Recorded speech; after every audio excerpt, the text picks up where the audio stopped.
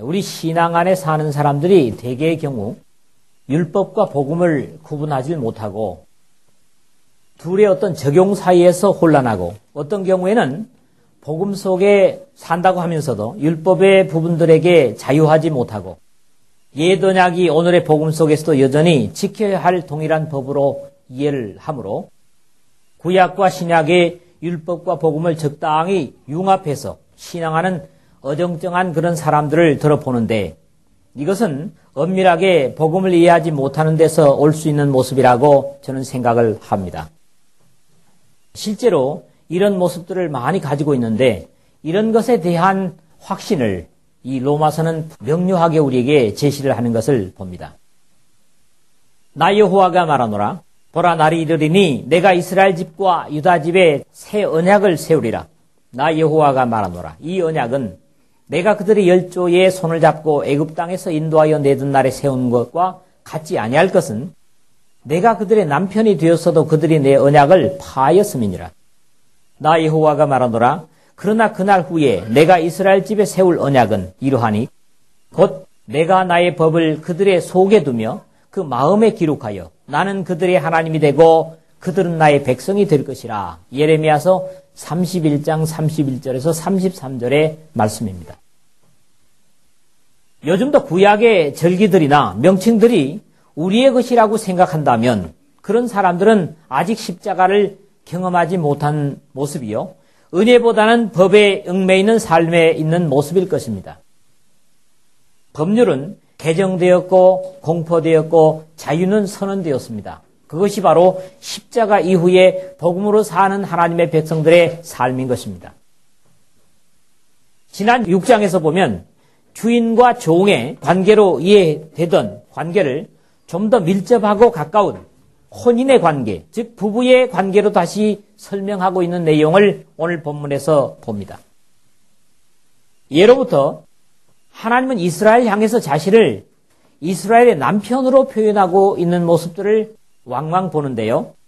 이는 너를 지으신 자는 내 남편이시라. 그 이름은 만군의 여호와시며 이사야서 54장 5절 상반절에 보면 그렇게 말씀하고요.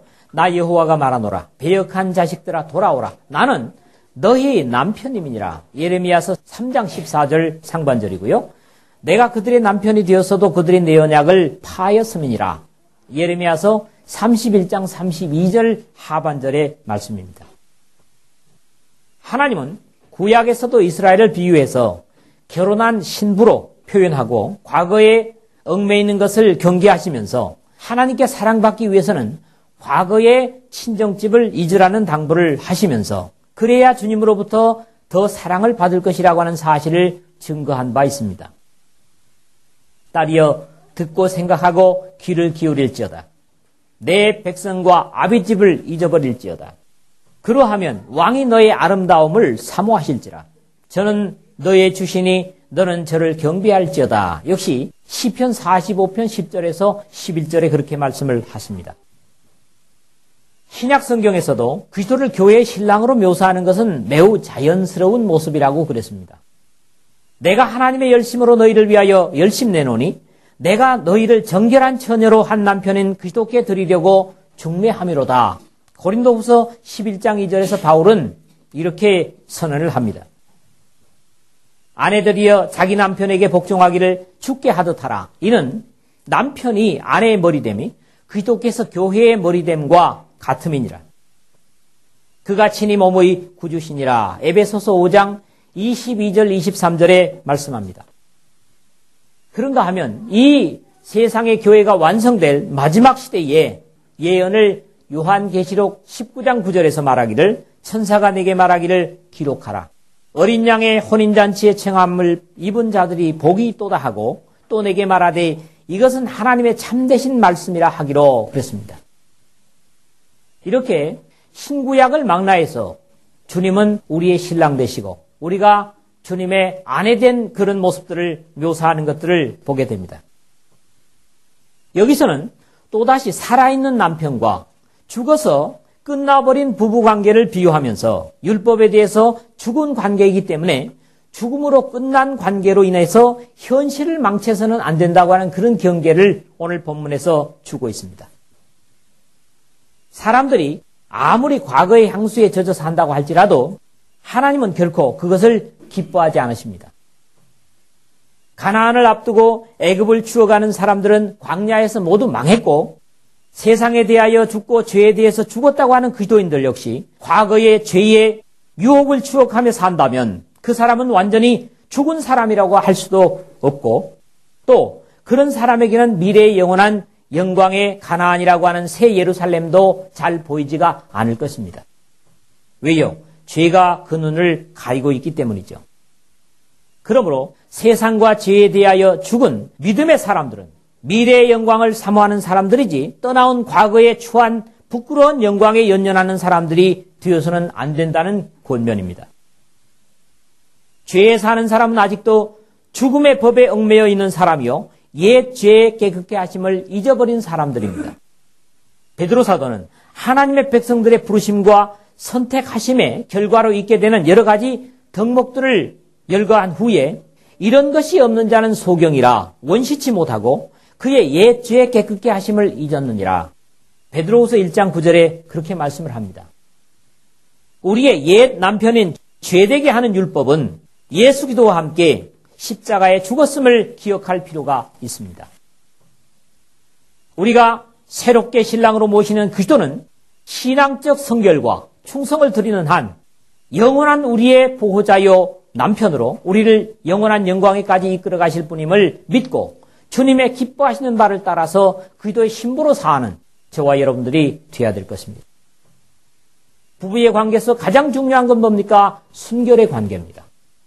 영적인 신랑이신 그리스도께 대한 우리의 지지도 마찬가지라는 거죠.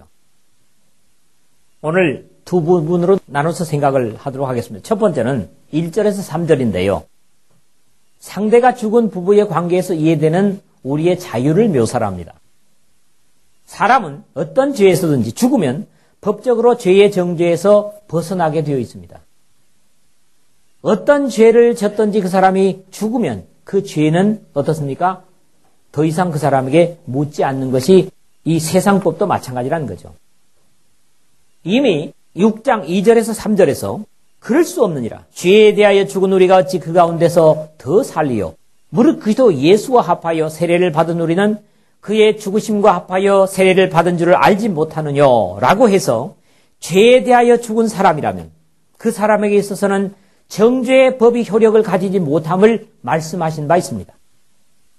우리가 알거니와 우리 옛사람이 예수님과 함께 십자가에 못 박힌 것은 죄의 몸이 멸하여 다시는 우리가 죄에게 종로로 타지 아니하려 함이니 6장 6절에도 말씀을 하신 것처럼 형제들아 내가 법 아는 자들에게 말하노니 너희는 율법이 사람의 살 동안만 그를 주관하는 줄을 알지 못하느냐. 오늘 1절에 그렇게 말씀을 하면서 율법이 살아있을 동안만 정죄의 도구로 역할함을 말씀하고 있습니다.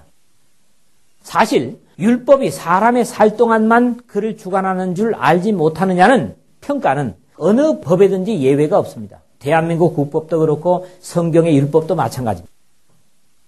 죽은 사람은 말이 없듯이 역시 죽은 사람에 대해서도 죄를 물을 수 없는 것이 사실입니다. 남편이 있는 여인이 그 남편 생전에는 법으로 그에게 매인바 되나 만일 그 남편이 죽으면 남편이 법에서 벗어나느니라 2절에 그렇게 말씀하는데 이 말씀은 먼저 결혼이라는 제도가 영원한 것이 아니라 육신에 국한된 것이라는 사실을 우리에게 증거해 주고 있습니다. 영혼을 사모하는 비신앙의 사람들이 비록 왜곡되게 결혼을 영혼과 연결하지만 그러한 혼례는 역시 육신을 위한 것임을 성경은 우리에게 가르쳐주고 있습니다. 음행의 연고로 남자마다 자기 아내를 두고 여자마다 자기 남편을 두라. 고린도전서 7장 2절에 그렇게 말씀을 했고요. 좀 더 적극적으로 권면하기를 만일 절제할 수 없거든 혼인하라. 정욕이 불같이 타는 것보다 혼인하는 것이 나으니라. 고린도전서 7장 9절에 그렇게 말씀합니다. 남녀의 문제를 가장 깊이 다루고 있는 고린도전서 7장은 아내가 그 남편이 살 동안에 매여 있다가 남편이 죽으면 자유하여 자기 뜻대로 시집 갈 것이나 주 안에서만 할 것이니라. 고린도전서 7장 39절에 라는 당부를 봐도 남편과 아내의 관계의 한계를 분명히 하고 있다는 사실입니다. 지금 바울은 이 원리를 율법과의 관계에서 사람을 묘사하는 데 사용하고 있습니다. 여기 남편은 모든 사람에게 있어서 율법을 말하고요. 아내는 당연히 이 율법에 매여 사는 모든 사람을 비유하고 이 율법이 그리스도에게서 죽음을 선언합니다. 그리스도는 모든 믿는 자에게 의를 이루기 위하여 율법의 마침이 되시니라. 로마서 우리가 앞으로 상고하겠지만 10장 4절에 그렇게 율법은 예수님에게 와서 십자가에 못 박혀 죽임 바 된다고 하는 그런 선언을 했을 뿐만 아니라 율법과 선지자는 요한의 때까지요. 그 후부터는 하나님의 나라의 복음이 전파되어 사람마다 그리로 침입하느니라.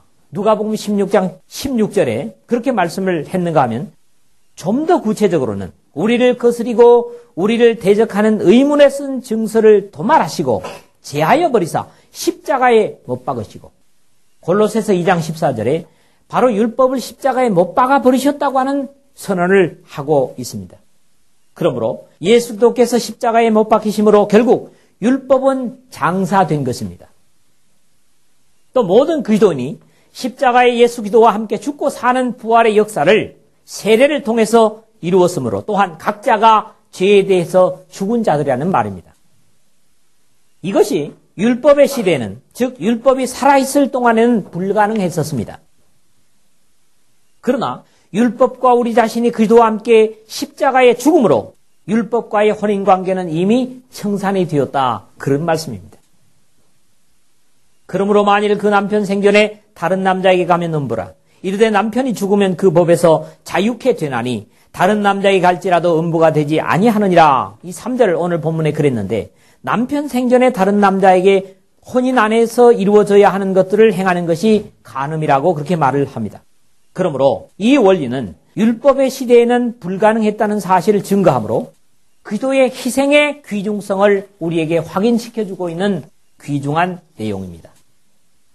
주님의 십자가의 죽음이 없었다면 율법은 살아있었을 것이고 정죄의 법에서 자유할 수 없었을 것인데 율법과 함께 죄에서 자유하고 새로운 신랑이신 그리스도께 결혼해서 자유의 삶을 누리게 됐다고 하는 말씀입니다.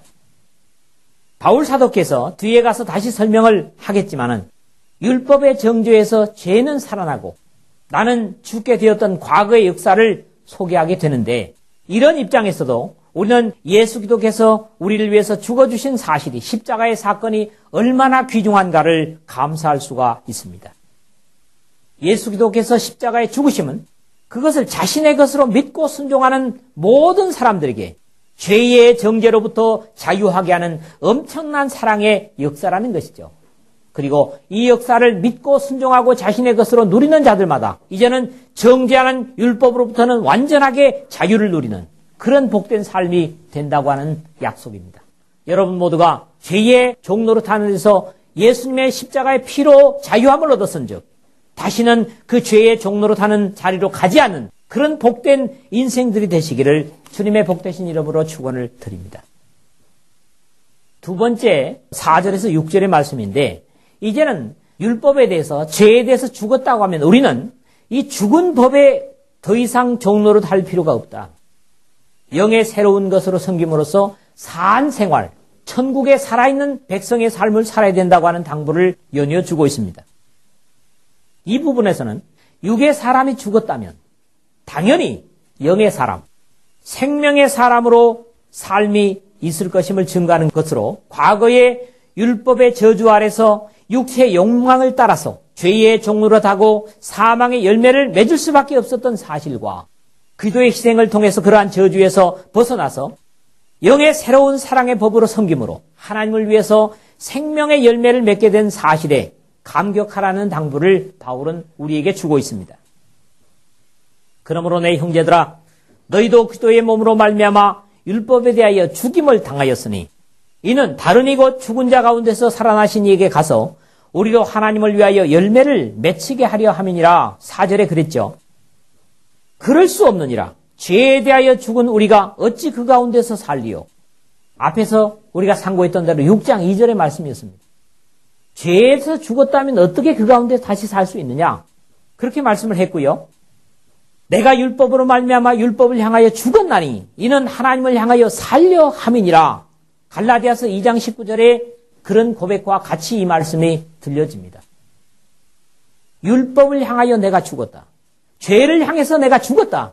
그러므로 의를 향해서 다시 살 것이다. 이런 선언입니다. 다음 시간에 우리가 상고하도록 하겠지만 그러나 죄가 기회를 타서 계명으로 말미암아 내 속에서 각양 탐심을 이루었나니 이는 법이 없으면 죄가 죽은 것임이니라. 전에 법을 깨닫지 못할 때에는 내가 살았더니 계명의 이름에 죄는 살아나고 나는 죽었도다. 다음 주에 우리가 읽을 8절에서 9절의 말씀이 그렇습니다. 이미 앞에서 죄에 대하여 죽은 우리를 권면해서 이르기를 또한 너희 지체를 불의의 병기로 죄에게 드리지 말고 오직 너희 자신을 죽은 자 가운데서 다시 산 자같이 하나님께 드리며 너희 지체를 의의 병기로 하나님께 드리라고 6장 13절에 당부한 바 있습니다.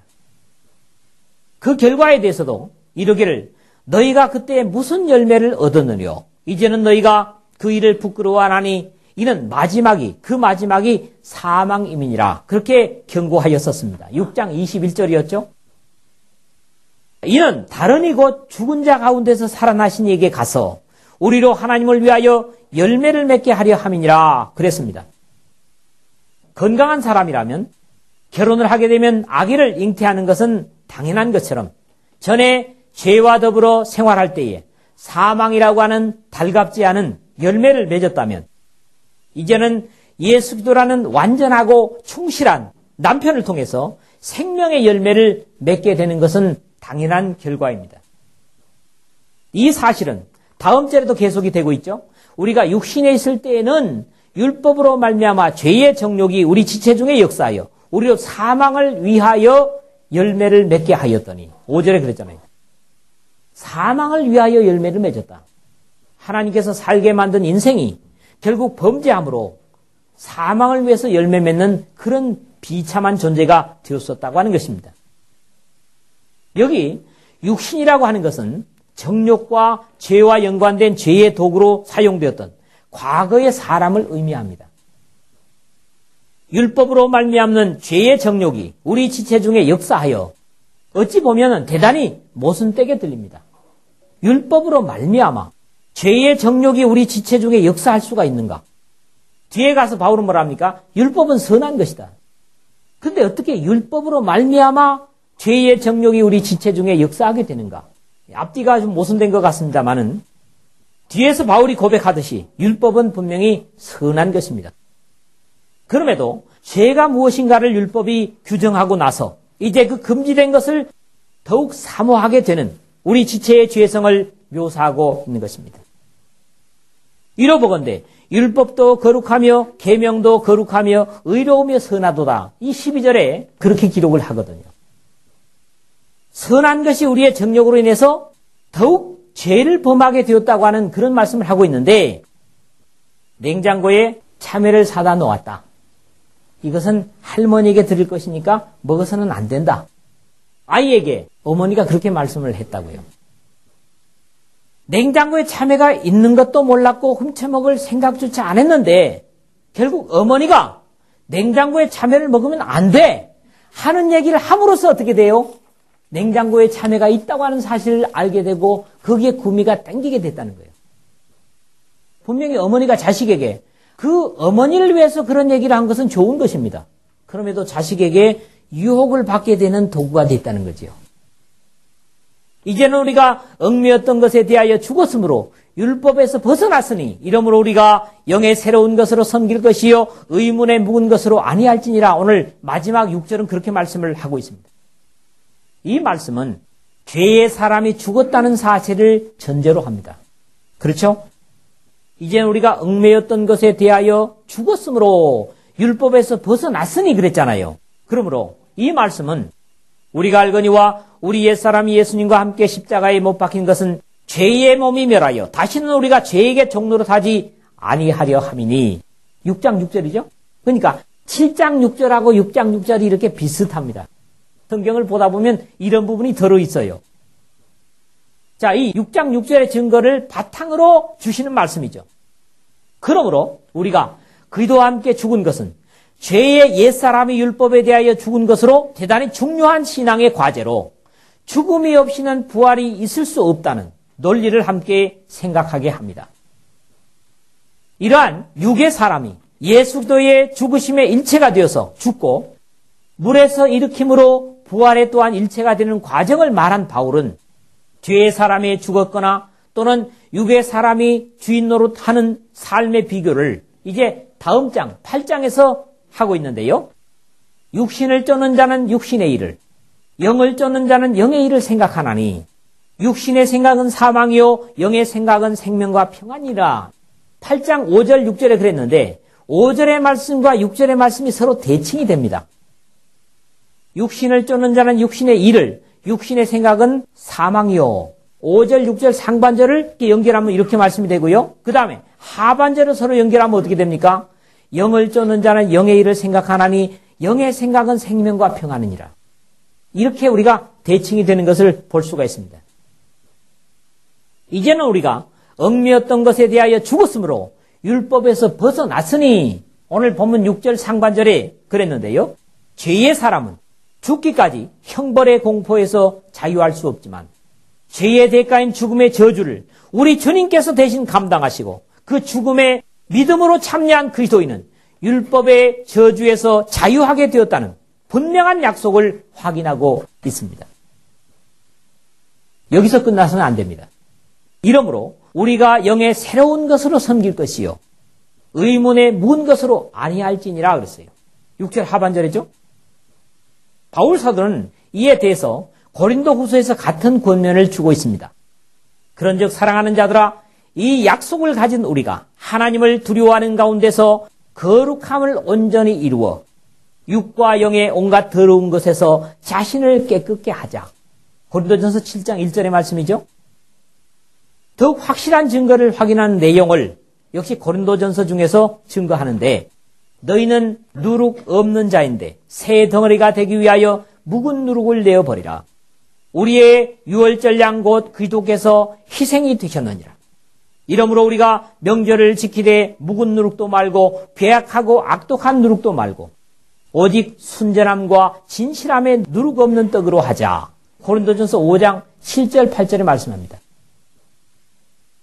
그리스도와 혼인한 관계에 있는 우리 그리스도인은 율법의 저주, 즉 정죄에서 자유하였음을 잊지 말아야 합니다.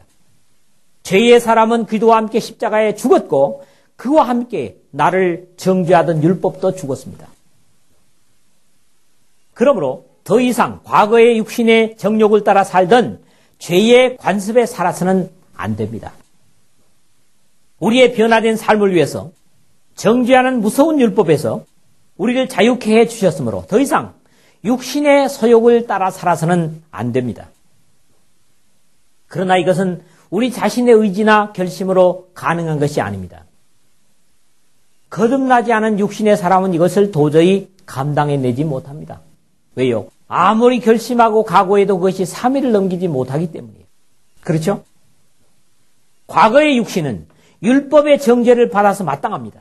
사람에게서 난 것은 어떤 것도 거룩한 것은 없습니다.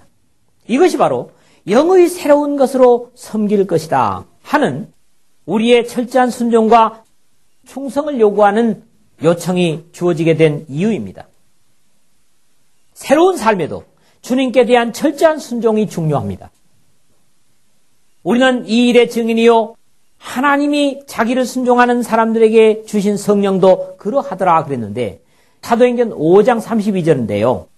하나님이 자기를 순종하는 자들에게 주신 성령, 여기에 주의하십시오. 우리 사람들은 거듭났다고 할지라도 자신의 의지는 여전히 허약할 뿐이지만 우리가 그리스도와 함께 죽고 거듭난 사람에게 부어주신 은혜의 성령은 그리스도인의 삶을 완전한 대로 이끌어 주신다는 겁니다. 성령께서는 우리의 육체의 욕심을 이루지 않도록 도우십니다. 성령을 쫓아 행하라. 그리하면 육체의 욕심을 이루지 아니하리라. 갈라디아서 5장 16절에 분명히 약속을 하고 있고요. 그리스도와의 관계에서 신령한 열매를 맺게 하십니다. 갈라디아서 5장 22절에서 23절이죠. 여기 9가지 열매는 여러분들이 잘 아시는 사실입니다.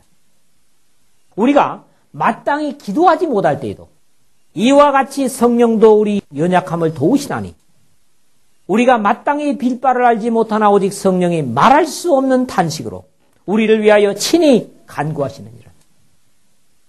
마음을 감찰하시는 이가 성령의 생각을 아시나니 이는 성령이 하나님의 뜻대로 성도를 위하여 간구하심이니라. 로마서 8장 26절 27절에 말씀합니다. 성령은 바로 우리의 삶 전체를 총괄합니다. 그것이 심지어 기도에까지도 말이죠. 우리가 이 상황에서 무엇을 구해야 될까 고민하고 있을 때 성령은 그 고민하는 성도를 위해서 친히 간구해 주신다는 겁니다. 그러므로 이런 하나님의 놀라운 은혜를 우리가 받고 누리고 있다는 사실을 여러분 기억하십시오. 성령을 쫓아 사는 것, 말씀을 쫓아 사는 것, 이것이 바로 우리가 이 죄의 몸에서 죽고 산 의로운 하나님의 백성으로 승리할 수 있는 비결이라는 거죠. 우리가 마땅히 기도하지 못할 때도 성령은 우리를 위해서 기도해 주시고 우리가 죄로 인해서 탄식할 때도 하나님의 성령은 우리를 강건케 하십니다. 그래서 우리는 이런 도식을 한번 생각해 볼 수 있습니다. 그리스도인은 말씀을 위하여 말씀에 의한 말씀으로 말미암은 삶이 되어야 된다. 또 이걸 영적으로 이해한다면 그리스도인의 삶은 성령을 위하여 성령에 의한 성령으로 말미암은 삶이 되어야 된다. 이게 뭐예요? 성령을 쫓아 행하는 삶이요. 의의 법에 순종하는 삶이 되는 것이죠. 그것이 우리의 영원한 영광의 신랑 되시는 예수 그리스도를 사랑하는 것이요. 영원히 자유하는 삶을 사는 비결입니다. 여러분 스스로 노력하려고 하지 마십시오. 하나님의 성령을 의지하십시오. 그리고 하나님의 성령이 아직 와 계시지 못하는 아직 거듭남을 체험하지 못한 사람이라면 하나님의 약속에 기꺼이 자신을 내어 맡기십시오. 그리고 예수 그리스도의 십자가에 자신을 죽이십시오. 예수님과 함께 십자가에 죽은 사람은 다시 예수님과 함께 부활할 것을 하나님께서는 약속하셨는데 뭘 통해서? 거듭남을 통해서. 밥티스마라고 하는 세례를 통해서 이 사실을 약속하셨습니다. 그렇기 때문에 하나님의 약속을 순종하고 세례를 받은 사람은 누구든지 이미 그 속에 하나님의 성령이 와 계십니다. 그리고 그 성령의 의지를 쫓아 사는 사람은 성령으로 쫓아 신령한 열매, 영광의 예수 그리스도의 약속을 따른 하나님의 하늘에 속한 열매들을 계속 맺게 해서 생명을 잉태하게 되는, 비록 여러분이 나이가 먹었을지라도 예수님과 함께 사는 사람은 새로운 생명들을 계속해서 잉태시키는 이런 놀라운 은혜의 약속이 주어지고 있다고 하는 사실입니다. 이 약속은 어떤 특정한 사람들에게만 주신 것이 아니고 예수 그리스도와 함께 십자가의 율법과 함께 죽고 다시 거듭난 사람들에게 보편적으로 주신 약속이라는 겁니다. 그렇기 때문에 약속된 이 귀한 은혜를 여러분들이 놓치지 마십시오. 순종하고 또 여러분 현실적으로 확신함으로 이 약속을 주님 오실 때까지 누림으로써 육신의 죄의 삶을 정복하고 이기고 의로운 성령의 생명의 열매를 지속적으로 맺어가는 저와 여러분 되시기를 주님의 복되신 이름으로 축원을 드립니다.